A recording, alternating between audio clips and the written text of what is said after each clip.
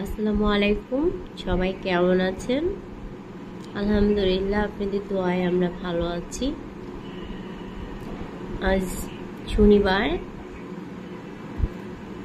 8ই June. এই তো দেখতে দেখতে রোজা ঈদ চলে আসলো, তাই না? আর কয়েকদিন আছে।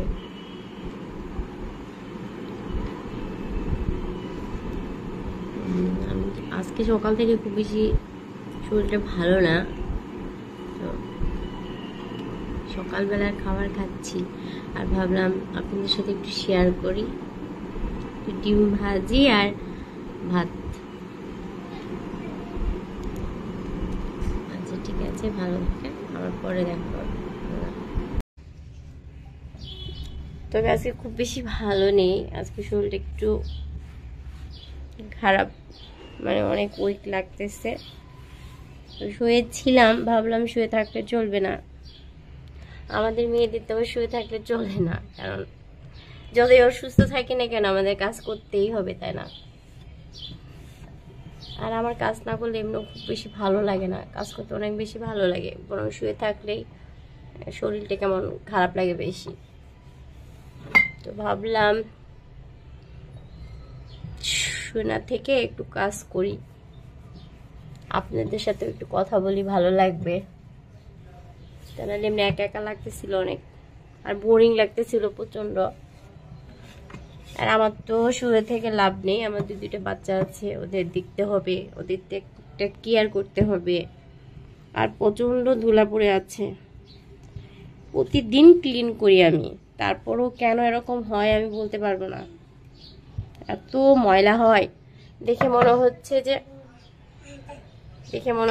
আমি ক্লিন করি না, কিন্তু আমি প্রতিদিন ক্লিন করি, যথেষ্ট পরিমাণে চেষ্টা করি ক্লিন করার জন্য।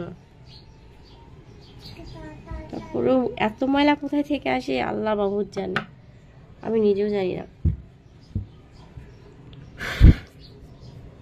ছোট্ট একটা তাজমহল, নাকি তাজমহলই তো মনে হয়, তাই না?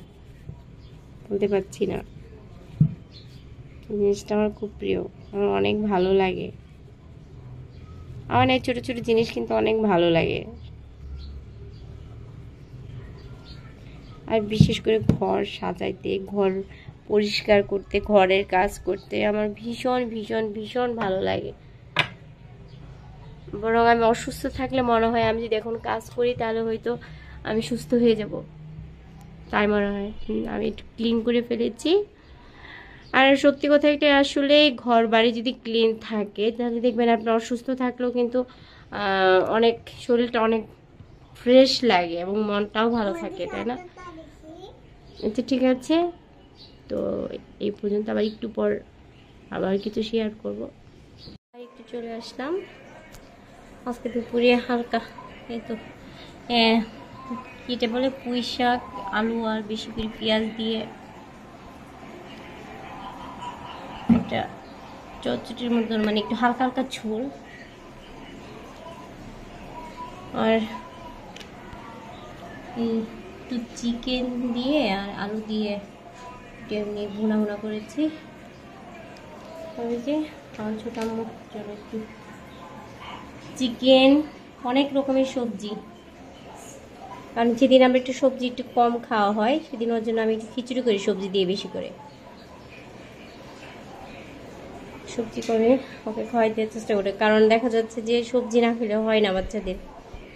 তো আজকে চলেন দুপুরে সিম্পল সিম্পল বলবো না, অনেক ভালো খাবার আলহামদুলিল্লাহ, এই দিয়ে আমরা লাঞ্চ করবো।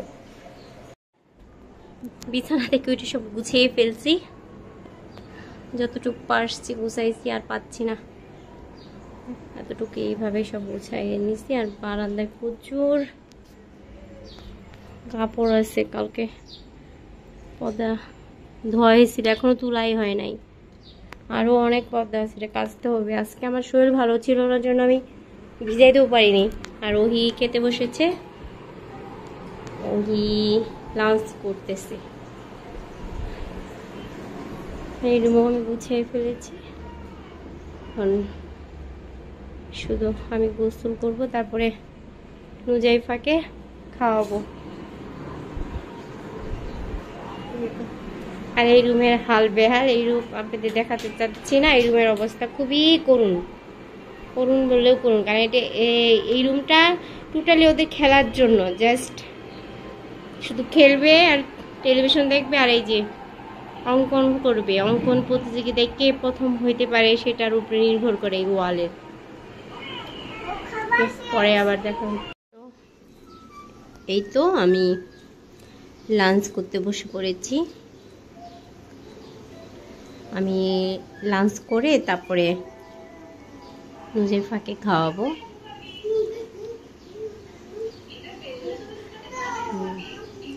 সিম্পল খাবার, এই খাবারগুলো খেতে আমার ভালো লাগে। আমি আসলে খুব বেশি বড় মাছ মাংস এগুলো খেতে পারি না।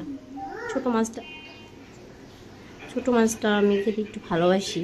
আর সত্যি কথা বলতে আমার ঘরে খাওয়ার লোক খুব কম। যেমন আমার বড় মেয়েটা সব কিছু খেতে চায় না, আর ছোট তো মাত্র ছোট।